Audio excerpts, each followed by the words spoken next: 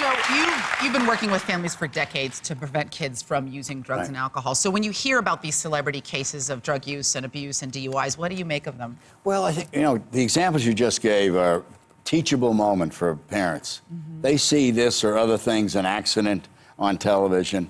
It can happen to anybody, an Olympic star, a celebrity. Use it with your kids. Tell them how, if they start drinking, they start using pot, whatever, they could end up like this. Just this very past week, New Jersey Governor Chris Christie said that drug addiction is a disease that can happen to anyone. I imagine you agree with this statement. It is a disease. Parents have to remember that. The whole family has to remember that. Once you get hooked, you've got a disease. And it's like any other disease. We've got to treat it that way. We've got to provide people treatment. We've got to provide parents help. It's very important. I also think that it can be prevented like any other disease. I mean, you don't let your kid go out in the cold with no clothes on. You don't... I do. Maybe Tim Allen does. I know, it's weird. Just a personal preference. But how has the rise of social media affected kids and drugs and how easily they can get drugs? Well, you can get drugs over the internet. You can learn how to grow marijuana. Parents have got to teach their kids about the internet, and to stay away from some parts of it. Like you tell your kid not to go to a dangerous part of town. You wouldn't tell your kid to do that, would you? No.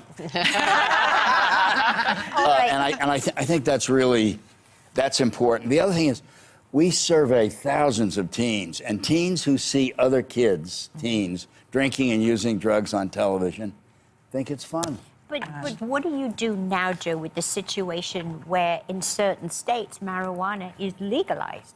So how do you deal with that with young people Makes now? it tougher for parents. You no longer say, oh, it's illegal, it's an illegal drug. But I just want to give you two important facts about today. Today's marijuana is not the drug of 30 years ago. It is 10 times stronger. Yes. It is addictive. There's no question about that. And of all the 12 to 17-year-olds in America that are in treatment for substance dependence, 3 out of 4 are in treatment for dependence on marijuana.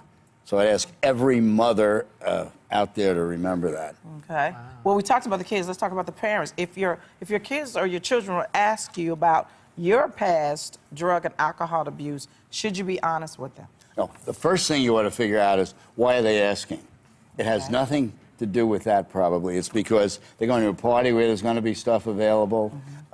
They've been offered something. They have a friend that so find out, why are they asking? That's number one. Number two, yes, be honest. But tell them it's dangerous, and you don't have to tell them everything about your drug use. You don't tell them everything about your sex life. That's right. And you don't tell them everything about your financial situation. That's right. Good words of advice.